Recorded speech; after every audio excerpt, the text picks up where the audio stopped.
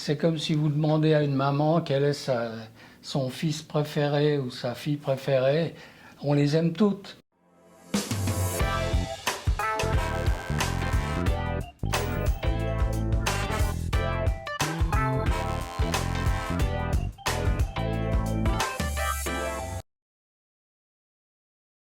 Hey guys, welcome to another episode of What You're Wearing. For those of you who are unfamiliar to the Horology Club, we are an open and inclusive watch community for horological enthusiasts. Today we have a very special guest, the creator and founder of the independent watchmaking brand Laurent Ferrier. Monsieur Ferrier, how are you doing today? Très bien, merci. Ravi d'être parmi vous. Very well, thank you. Delighted to be delighted to be with you.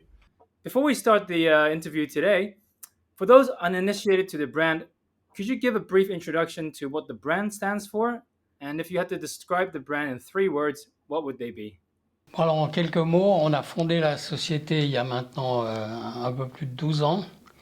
Et l'idée était de... J'ai travaillé très longtemps chez Patek Philippe, près de 40 ans. Et l'idée était de faire ce que faisait Patek Philippe il y a 50 ans. C'est-à-dire de prendre le temps de finir toutes les pièces du mouvement à la main et de ne pas le faire mécaniquement. L'idée générale était de faire juste une très belle pièce d'horloger. Laurent Ferrier was founded 12 years ago, and previous to joining Laurent Ferrier, Mr. Ferrier worked for a long time at Patek Philippe. So when he founded the company, his objective was basically to do what Patek Philippe did 50 years ago, which is really kind of pay a lot of attention to the level of finishing and craftsmanship that go into the watches, and especially that it be done by hand. Because at the levels of production that we have, it allows us to do all of the finishing by hand. It's not done mechanically by machines, which gives us a slightly improved level of finishing. Given that you've spent a lot of time at Patek Philippe, what inspired you to actually start your own brand at that point, after leaving the company? L'idée était vraiment de pouvoir faire une montre dans son ensemble, parce que quand on travaille dans une grande société comme Patek Philippe, qui est une société fabuleuse, les départements sont quand même bien séparés. D'un côté, il y a le mouvement, d'un autre côté, il y a l'habillement, qui concerne dans tout ce qui est boîte, mouvement, tout ce qui est esthétique. Et l'avantage, alors la raison pour laquelle on a fondé la société, c'est une histoire particulière avec mon ami François Servanin, qui est le financier de l'opération. Mais surtout, j'avais mon fils qui était constructeur chez Roger Dubuis, et je pensais que ça pouvait être bien d'avoir quelqu'un qui puisse derrière continuer la réalisation de nos pièces. Je pense que si je n'avais pas eu de fils, je ne me serais peut-être pas lancé dans une aventure périlleuse quand même. So basically, when the idea of like founding the brand was really to be able to make watches from start to finish. So like in big organizations, and saying Patek Philippe is a fantastic organization, but just because of the size of the organization, things are segregated into different departments, and you have limited visibility of the whole process from A to Z, and that was a real appeal. And at the time, Laurent's son Christian was working at Roger Dubuis, and the idea is to basically come on and he's been working with the brand since very early on, and training up to continue the work afterwards. And Laurent was saying that if he didn't have a son Christian, he probably wouldn't have embarked on this project, on this company, because he wants the continuity to be there once he pulls away. Si je peux ajouter quelque chose, au départ, je suis un grand amoureux des pièces de poche du siècle dernier, et avec mon fils, on avait envie de réaliser une montre poignet tourbillon qui viennent vraiment des pièces de poche. Et on a repris toutes les caractéristiques esthétique et mécanique des tourbillons du siècle dernier. Et esthétiquement, on voulait avoir une pièce la plus pure possible.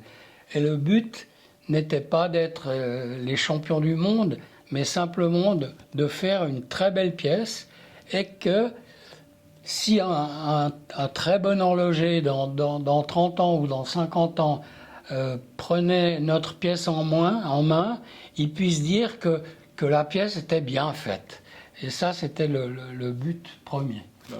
Laurent and his son Christian have always, very much loved pocket watches, and the first watch that they designed basically was a tourbillon wristwatch, and they really wanted to take all of as many of the design characteristics as possible from these tourbillon pocket watches and integrate them into a wristwatch.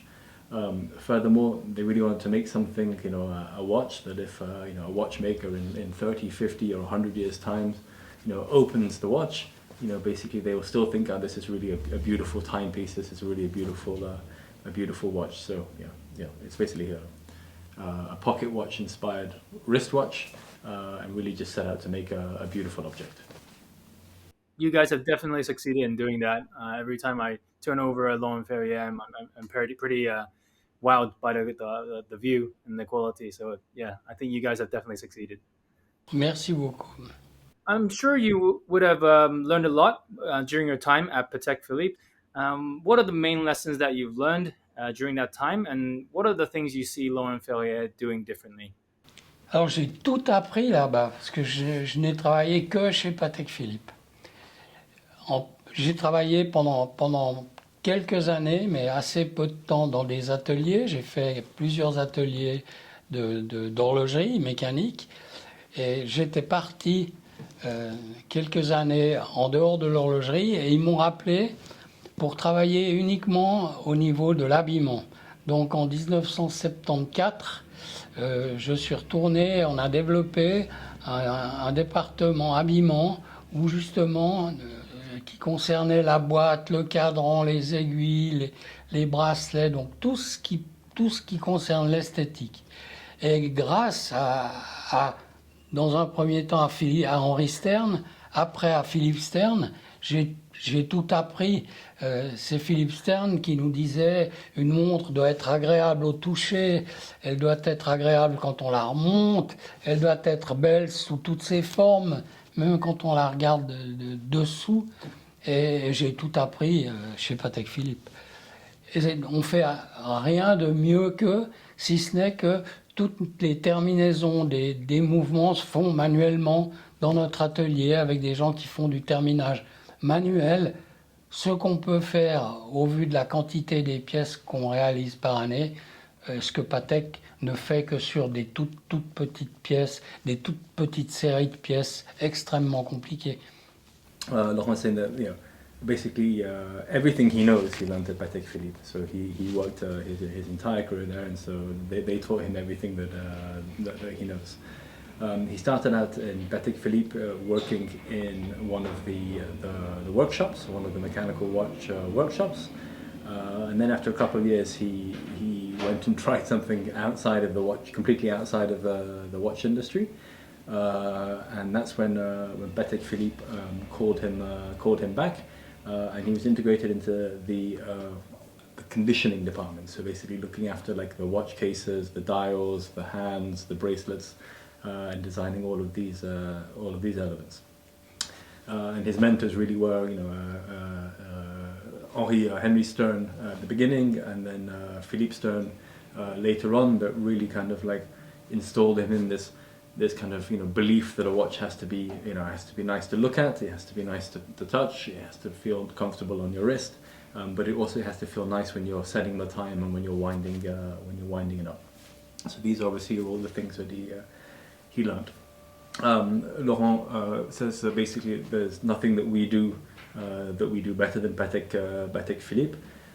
It's just that we are just concentrated on one level, one specific segment of their business, which is the high-end pieces where all the finishing is done by hand. Patek Philippe still do this as well on a limited number of pieces, but we just focus on that tiny production method and produce all of our pieces like that. Thanks to the quantity of pieces we produce, we can do that. Yeah, it's so interesting to hear about your career and also how that inspired you. But taking a step back, since the founding of the brand Laurent Ferrier in 2009, what do you think are the biggest challenges for the brand, and how do you think you would do things differently if you can actually travel back in time and redo it again? Non, je pense pas qu'on aurait fait les choses différemment. Je pense qu'en 10 ans, on a fait beaucoup de modèles, passablement de mouvements. On en a fait beaucoup. Peut-être il aurait été un peu plus raisonnable d'avoir un petit peu moins de modèles, mais l'époque faisait qu'on était obligé d'amener des nouveautés régulièrement, tout le temps. On arrive dans une période, heureusement, qui va être plus calme, je pense, ce qui veut dire que les nouveaux modèles qu'on a faits n'ont pas cannibalisé les anciens. Donc maintenant, on a une collection qui est intéressante. Les gens ne nous demandent pas de nouveaux modèles de montres, si ce n'est peut-être certaines pièces, petites complications. Mais je pense qu'on est sur une bonne voie. Le but n'est pas d'augmenter la production de manière stupide. Enfin, stupide, c'est pas le terme. Mais enfin, l'idée est de grandir gentiment dans la mesure des moyens qu'on peut mettre à disposition.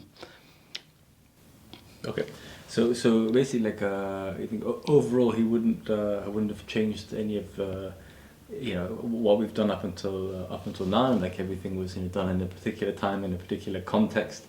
In the past, we made a lot of different versions of different watches and many different movement types in a relatively short period of 10 years.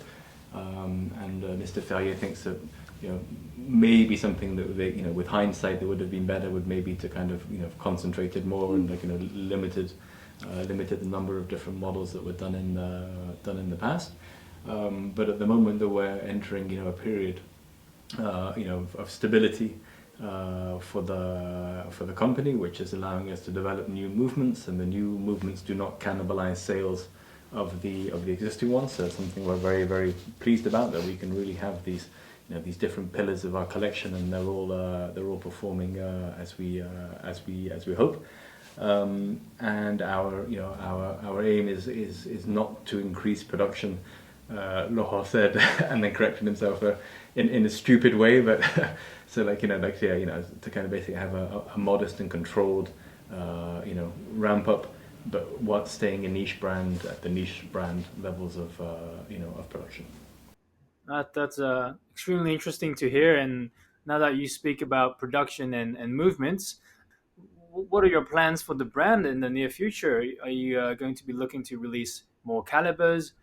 Is that something in the works? Alors on va avoir des évolutions de mouvements, mais pour dans 2 ans. Comme je le disais tout à l'heure, l'idée n'est pas de sortir un mouvement par année, parce qu'on n'est pas du tout dans une structure qui peut se le permettre. Donc on regarde à plusieurs années pour l'évolution de nos mouvements. On a plusieurs choses qui peuvent être très intéressantes esthétiquement et mécaniquement. So basically in the next few years, you'll see an evolution of some of our movements. Also, we don't have explaining as well before in terms of our limited production and the resources that we have. Our aim is not to release a new movement, a new caliber every year. It's more like every other year there will be a newness, but also continuing as well, obviously, to work on the aesthetics and offer different combinations of colors and cases and things like that. Speaking of new releases, so firstly, I want to congratulate you guys on the success of the new Sport Auto model, and I think it goes without saying that the model is very well received by collectors and everyone that I've spoken to. Is this something that you've expected, or was it a bit of a surprise to you guys with the success of the news model? Actuellement, il y a une telle demande pour les pièces en acier, sportives, avec un bracelet intégré, qu'on s'attendait. On a un petit volume, on a fait 130 pièces cette année. Donc, on pensait que les 130 pièces partiraient normalement. On s'est rendu compte qu'il y avait une demande encore plus importante. On avait fait déjà le tourbillon avec la même forme que la sport auto, mais qui était plus grande, qui avait beaucoup plu, mais qui était, bon, c'était un tourbillon, donc ça représentait une certaine somme, et puis il était un petit peu grand pour des poignets normaux. Donc on savait que si on faisait une pièce plus petite, avec un mouvement automatique dans la qualité de ce qu'on fait d'habitude, c'est une pièce qui pourrait avoir un certain succès. Mais après, on ne sait jamais. Actuellement, il y a une grande demande. Est-ce que dans 2 ans ou dans 3 ans, les gens en voudront plus, ou est-ce qu'ils en vendront Je pense, mais c'est pareil pour toutes les maisons d'horlogerie qui font des pièces de ce genre-là. À part Patek, Rolex et Audemars, qui ont un peu de marge encore dans le temps, tellement ils sont reconnus dans le monde entier. Mais on pense qu'on devrait tenir un petit moment le modèle. En tout cas, au porté est très agréable. En titane, il est plutôt plus léger que la concurrence. La forme est une forme qui vient de chez nous, donc, parce qu'on est parti de la forme de la square. Donc, on est relativement bien, on est confiant dans l'avenir de cette pièce. On n'en fera jamais 1000 par année. Enfin, jamais dire jamais. Faut jamais dire jamais, mais... So basically, the thing that when we launched the piece, we were kind of launching a piece into the very competitive, steel watch, metal watch market with an integrated bracelet, and we had 130 pieces in our plan. And we were fairly confident that we would sell those 130 pieces. What has surprised us is how much more demand than we have, versus our planned production. So yeah, we've been very humbled and thankful, but the demand for these pieces has been much larger than we anticipated. We released the Grand Sport Tourbillon, which is the same family of products, so like a very similar shape to the Sport Auto previously, but it's a 44mm case, and so that basically kind of put up barriers to consumption to some customers that have kind of more normal smaller wrist size that wasn't accessible to them. So as we'd had very positive feedback from that piece.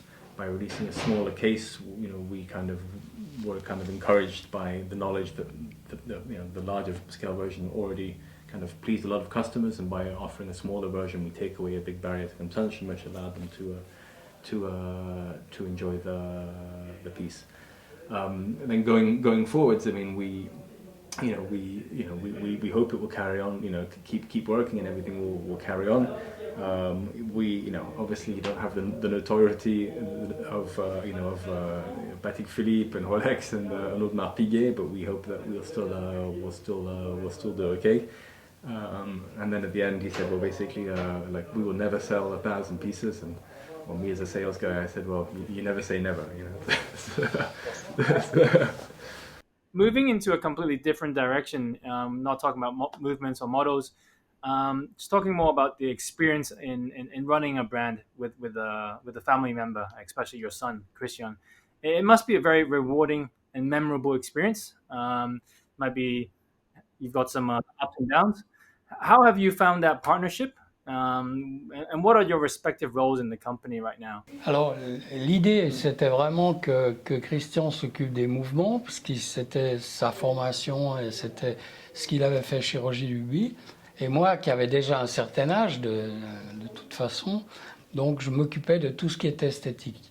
Je pense que l'avantage qu'on pouvait avoir par rapport à des horlogers indépendants, c'est que les horlogers indépendants sont des horlogers fabuleux, mais ils n'ont pas l'expérience que j'ai pu avoir chez Patek Philippe au niveau de l'équilibre général ou de la forme générale des pièces. Donc, on est toujours, Christian s'occupe toujours du mouvement, moi je m'occupe toujours de la forme générale des pièces. C'est plus un équilibre et ça dépend des fois de très très peu de choses. D'avoir une pièce qui peut être, une même pièce peut être belle ou pas très belle, avec très très peu de différence. Donc le but c'est de continuer à arriver à faire des pièces équilibrées. De nouveau, la pièce sport, on a trouvé un équilibre qui est très agréable quand on la regarde, comme je le disais tout à l'heure, dans tous les sens. On a un certain plaisir à la regarder. Et j'espère que ça va continuer comme ça.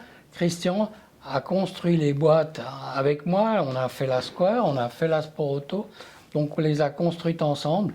Donc le jour où je serai un peu moins présent, lui pourra tout à fait, il a tout à fait la bonne philosophie de ce qu'on a fait jusqu'à présent. Et lui était là depuis le tout début, évidemment. So basically, the separation of responsibilities initially were Christian looked after all the movement design and the movement construction because he did that work for Roger Dubuis previously, and Laurent worked more on the aesthetics and on the kind of the overall look and balance of the watches. I think this is one of the rarities and something that we can really bring to the table as an independent brand is that Laurent was lucky enough to have that experience really on the final touches and the balances and the aesthetics of a watch. And he said just the slightest little change to something on a watch, the shape of a lug can make a watch nice or not nice, and he's very thankful for the experience that he's had that's allowed him to bring that to Laurent Ferrier. At the moment, Christian as well is working very closely with Mr. Ferrier. They work together on the Square case. They work together on the Sport Auto case, and the Sport Auto case is something that's truly unique with its it's a rounded shape. It's not a flat sapphire glass like you have on many of the other sports watches. And they work very very closely on all those design aspects as well. And so Laurent is convinced that basically, on the day that he decides to step back a little bit, that Christian, already has the knowledge and the skills to basically, to step up and take over. Il y a une chose aussi qui est intéressante, c'est que nos pièces sont simples, mais le terme est peut-être pas le meilleur à utiliser. Mais en photo, par exemple, on a une belle montre, mais elle ne donne pas obligatoirement envie. Si vous avez une photo d'une Richard Mille, wow, ça vous saute aux yeux, vous dites wow, c'est génial, on voit vraiment toute la mécanique compliquée, les formes mécaniques. Nous, on a des formes beaucoup plus simples et il faut que les gens puissent mettre la pièce au poignet. Et on s'est rendu compte que certaines personnes nous disaient « Ah oui, on a vu des photos, elle était assez jolie, mais voilà, sans plus. » Et quand ils viennent et ils la mettent au poignet, souvent ils nous disent « Ah ben, il y a quelque chose d'autre. » Et à ce moment-là, ils la gardent. So basically saying that an add-on to that was that our watches are simple watches, and kind of saying that maybe that's not the right word, but kind of like uncluttered designs, and often in photographs, like they look nice, but you don't get the full sensation for what the watch really is, and you're saying it's very different from something like Richard Mille, where you see a photo of a Richard Mille and you're just like, wow, this is an incredible watch, and you're drawn into the photo for all of the technical aspects that you can see. Where it's much more calm and somber for Laurent Ferrier, and it's really you have to put the watch on your wrist to really fully appreciate what the watch is. Because we can't communicate everything about our watches through a photo. It's only when you have it on your wrist that you can truly appreciate it. Yeah, I absolutely agree with that. And I remember the first time, I looked at the Galet watch, and I feel like, it's as smooth like a pebble when I put it on my wrist and I flip it over, and you see the really nice micro-rotor movement. And I think that's what really fascinated me, with Laurent Ferrier watches. C'est l'équilibre général de la boîte, du cadran, des aiguilles, du mouvement qui fait que l'ensemble est juste. So yeah, it's a balance between all the different elements of the watch, the case, the dial, the hands, the movement, the bracelet that make a watch a beautiful thing. So we're coming to the end of the interview, but we always want to end an interview with a quick fire round. With the translation, we'll try and make it as quick as possible. First quick fire question then. Laurent, what's your favorite model in the current Laurent Ferrier lineup? Bon, là, si je dois choisir un modèle, je choisirais le tourbillon double spirale, la toute première. Tout simplement parce que c'était la toute première pièce, qu'on avait le champ libre, on pouvait faire absolument ce qu'on avait envie avec Christian. Et j'ai vraiment fait ce que j'avais envie d'avoir comme montre, si je devais n'en avoir qu'une seule dans un coffre, ou qu'on puisse porter ou puisse mettre. En dehors de ça, mais toutes les pièces, c'est comme si vous demandez à une maman quel est son fils préféré ou sa fille préférée. On les aime toutes. Toutes les pièces, on les a faites en se disant qu'on aurait envie de les porter. Donc toutes, moi je les aime vraiment toutes.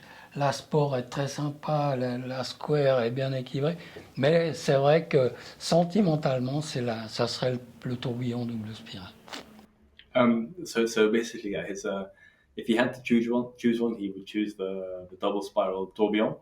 The reason being that it was the very first watch that they made, and really had kind of like, carte blanche, full freedom to make the watch of his dreams.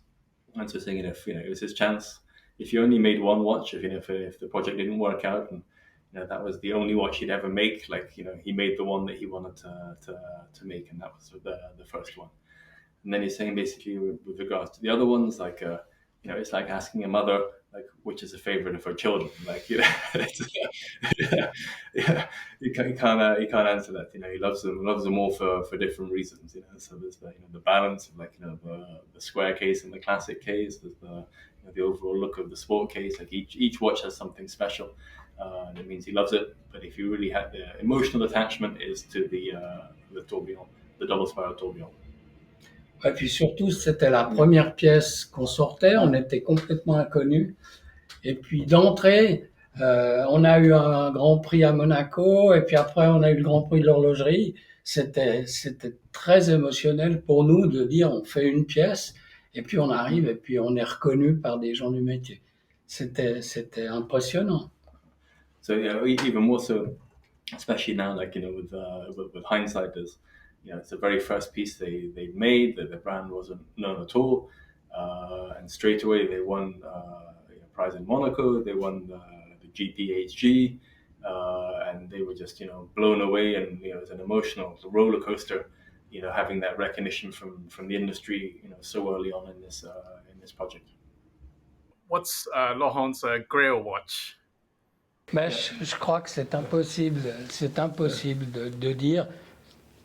À dire vrai, on a eu la chance de gagner un ou deux prix, et j'aime pas tellement les prix parce que c'est comme le concours de Miss Univers, où vous devez choisir entre 12 femmes qui sont toutes plus belles les unes que les autres, et vous devez dire voilà, c'est celle-là qui est Miss Univers, alors que toutes le méritent. Nous, dans les pièces qu'on a présentées à des concours, on a des fois gagné, des fois on a fini troisième, et toutes les pièces étaient belles. Toutes les pièces étaient intéressantes. Donc c'est tellement difficile de dire quelle est la plus belle montre du monde. Je pense que si j'étais milliardaire, je pense que les pièces de poche, les immenses complications de pièces de poche feraient partie de mes pièces préférées. Moi, mon père, qui était horloger indépendant, avait remis en état une montre de poche qui s'appelait la Merveilleuse, qui était au musée de la Chaux-de-Fonds. J'étais petit quand il s'était occupé de ça, j'avais vu ça, c'était un truc absolument phénoménal. Mais c'est une vraie montre de vrai collectionneur. Moi, je ne suis pas un collectionneur. Mais c'est vrai que c'était des pièces qui étaient absolument sublimes. Tous les aciers étaient polis, tous les aciers étaient anglais. Mécaniquement, en plus, c'était fantastique. Les grandes complications de poche Patek sont fabuleuses. Puis en dehors de ça, je pense que comme en automobile, il y a des formes de carrosserie qui vous plaisent plus que d'autres. Toutes les montres, les belles montres de marque fonctionnent bien. Elles ont toutes des atouts. Et c'est très très difficile de dire quelle est la plus belle. Entre une Nautilus, une Royal Oak, même une Rolex Daytona, qui est une très belle montre. Bon, moi je vais préférer une Nautilus parce que j'ai été vacciné au virus Patek Philippe pendant longtemps et je les aime bien et je trouve qu'ils font du très beau travail. Mais il y a plein de très très belles marques qui font de très belles montres. Okay. So basically, I think it's obviously it's a very hard question to answer, and you know, there's so many beautiful pieces out there. There's such a huge amount of choice, and you know, there's watch for everybody that's out there. And he's saying that, you know, it's one of the kind of the challenges of these, you know, these prize ceremonies is that it's a bit like Miss Universe in terms of, like, you know, you have all these beautiful women, and each woman is more beautiful than the last one. So how possibly can you choose the most beautiful woman amongst all of these, you know, stunning women? And it's a bit the same with watches. You know, there are so many. But then Laurent says that, like, well, if you really had to choose it, you know, he's a big pocket watch guy, and if he was a billionaire and he could afford all these, you know, multi-complication pocket watches. Then then that would probably be his choice. And his father worked on a pocket watch. It's called La Merveilleuse, c'est ça? Yeah. Well, La Merveilleuse, which is at the watch museum in La Chaux-de-Fonds. And so obviously that kind of thing would be, you know, if his choice if you really had to choose. But he says, you know, like there's so many beautiful watches, you know, to talk about the famous ones between a Royal Oak or a Nautilus, even a Rolex Daytona, they're all beautiful watches. But he's saying that, like, if he had to choose, for instance, between those three, he would choose the Nautilus because, you know, he's I'm quoting his words, you know, he was infected by the Patek Philippe virus, and you know, he grew up in that DNA, and he obviously fully understands all of that DNA. And he's saying that also, you know, like, you know, with most, you know, high-end watches now, they're made well, the movements work well. You know, it's just a question of like with a car, you know, do you like one body shape rather than another body shape? You know, that's the kind of choice that you're making. But if you really had to choose, it would be a multiple complication pocket watch of some kind.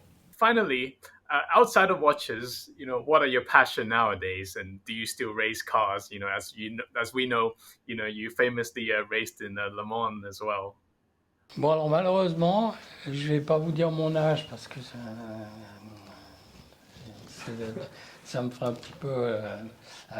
non, à mon âge, je pense qu'on peut plus vraiment piloter. J'ai eu des petits problèmes avec les yeux ces derniers temps et j'ai eu la chance de pouvoir faire de la course automobile à une époque où c'était aussi un peu plus facile peut-être, et où il faut être vraiment bien en forme. À partir d'un certain âge, on peut aller tourner sur un circuit si on a assez d'argent et qu'on peut le faire sur un circuit agréable, mais disons, ça, c'est plus ce qui m'intéresse. Donc la course automobile, j'ai toujours du plaisir éventuellement à aller voir des anciennes voitures de course ou des récentes. Les courses automobiles actuelles, si vous n'êtes pas invité par Rolex, il y a assez peu de chances que vous puissiez aller les voir de près. Mais j'ai toujours une grande passion pour la course automobile, sans aucun doute. So basically saying that, yeah, he won't tell you his age because then you know how old he is. But like, you know, no, he doesn't race cars anymore. So that, you know, that he had a great time doing that. You know, like when the time was right for that, and he thoroughly enjoyed it. And that, of course, there is the possibility that, you know, you can go and rent a car and, you know, head down to the track. But he says, you know, those times are behind him. But he still does have a big passion for motor racing. Even though saying, you know, it's a little bit difficult, you know, it's less easy to get to races than it was before. Like today, you have to be invited by the big players, like, you know, like Rolex and people like that, to be able to see these things. But yeah, he definitely still has a passion for it. But from a spectator point of view. So I think this brings us to the end of our interview today, and I just want to thank you both. Thank you, Laurent. Thank you, Rob, for Thank taking you. the time to speak with us today. It's such an honor for us to be having the discussion with one of the titans in the independent watchmaking space. So thank you very much to Thank both you. of you. Thank you. Thanks very much, guys. Au plaisir. Okay. Thank you so much for watching this episode of Watch You Wearing. For those of us who want to find out more about the Horology Club, please visit our website at thehorologyclub.com, and also please follow us on Instagram at the.horology.club. Thank you.